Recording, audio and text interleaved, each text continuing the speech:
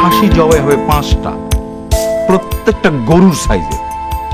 আচ্ছা, উটের সাইজের খাসি পাওয়া যায় না? খাসি যদি উটের সাইজের হয় তাহলে তো সেটাকে কেউ আর খাসি বলবে না মা, উর্শি বলবে।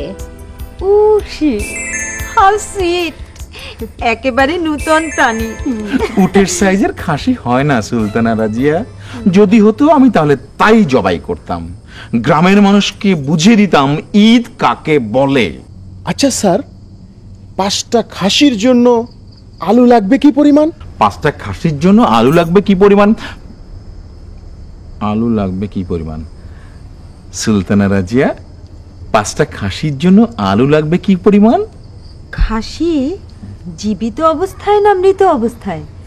যদি খাসি জীবিত থাকে তাহলে সুলতানা রাজিয়া, খাসি জবাই করার পরে মানে রান্নার সময়। ও, আমি কি করে জানবো? রান্না বান্নার ব্যাপারে আমাকে কেন জিজ্ঞেস করছো? আচ্ছা, বাগানের ফ্রেশ আলু দিলে কেমন হয়? এখানে আলুর বাগান আছে না? কাল ভোরে আমি আর প্রথমা আলুর বাগানে যাব। ওই যে ইংরেজি ছবিতে দেখো না, মাথায় কাপড়ের লম্বা টুপি পরে, কোমরে টুকরি। আমি আর প্রথমা বাগানে যাব, আমি আলু পারবো আর প্রথমাকে দেব, ও টুকরি ভরবে। আলু পারবো আর প্রথমাকে দেব, পারবো আর প্রথমাকে দেব, পারবো। সুলতানা রাজিয়া, আলু গাছে ঝোলে না, আলু মাটির নিচে হয়। ও রিয়েলি, হাউ সুইট। এই জন্য আলুর স্কিন এত ড্রাই হয়, খসখসে কেমন যেন। প্রথমা, তোমার মা কিনে বেডরুমে যাও, 2টো ঘুমের বড়ি দাও, ঘুমিয়ে আশা করি কাল সকালে সুস্থ হয়ে যাবে। সুলতানা রাজিয়া,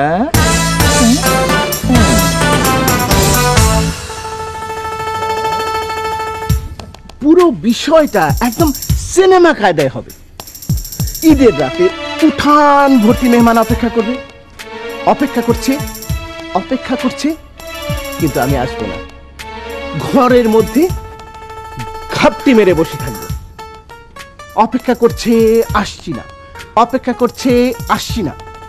এর মধ্যে সিডি ঢুকবে, অপেক্ষমান মেহমানদেরকে বলবে আমি ঘরের মধ্যে মোবাইল ফোনে প্রডিউসারদের সাথে সিনেমার বিষয়ে মিটিং করছি। অপেক্ষা করতে করতে মেহমান অস্থির হয়ে যাবে, তার মধ্যে আমি আস্তে আস্তে ঢুকবো, ঢ্যান ট্যান, তারপরে সানাইয়ের সুর। সিডি লাইভ হবে, ক্যাসেট প্লেয়ারে নয়। আর আমি ওই সময় আমার 22 ভরি ওজনের জড়োয়া সেট আর 70,000 টাকা দামের বেনারসি শাড়িতে সেজে উঠোনে এসে দাঁড়াবো। চারিদিক অন্ধকার হয়ে যাবে, শুধু একটা স্পটলাইট এসে পড়বে আমার উপর, আর সাথে সাথে ব্যান্ড তো তখন বাজাবে ওই গানটি, ওই যে मेरा पिया घर आया ओ राम जी, मेरा पिया घर आया ओ राम जी। ওহ, অতুলনীয়, অসাধারণ। একজন সুপারস্টার হিরোর ওয়াইফ যদি এরকম না হয়, কি বলো সিডি? আমাদের ভাবি একেবারে অতুলনীয়, যেমনি তার রূপ তেমনি তার আইডিয়া। যদি স্যার একটু লেখাপড়াটা মানে মেট্রিক পাসটা যদি একটু স্যার, তাহলেই। ছোট লোক।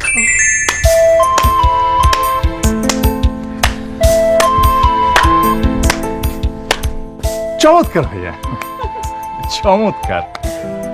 আমি আড়ালে দাঁড়িয়ে তোমাদের আইডিয়াগুলো শুনছিলাম।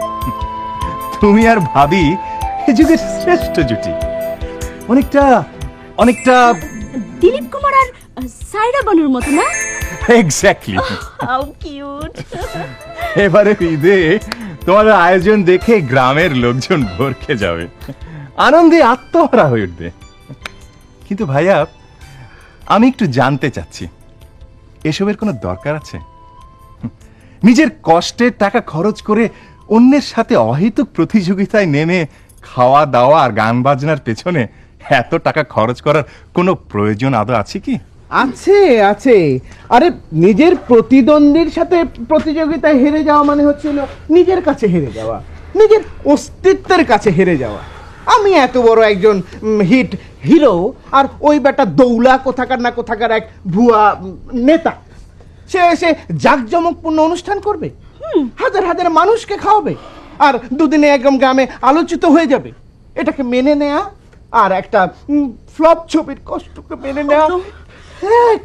জুলমান, জুলমান,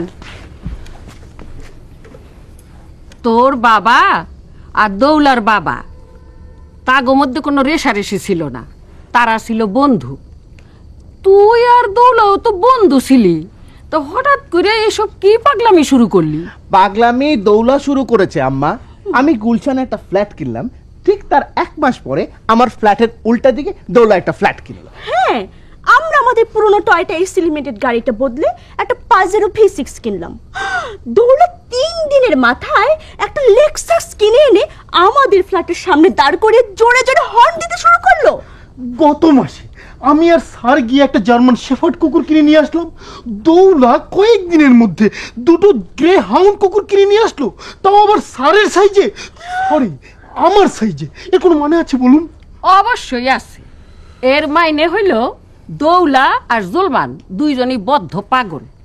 বাড়ি গাড়ি আর কুত্তা বিলাই কিনলেই নিজের শ্রেষ্ঠ প্রমাণ করা যায় না। ওই দৌলা যদি অনেকটা বিয়ে করে, তাই তুই আর একটা বিয়ে করবি? অবশ্যই করব, আমি 2টো বিয়ে। ছোট লোক, বউ বেঁচে থাকতে আবার বিয়ে?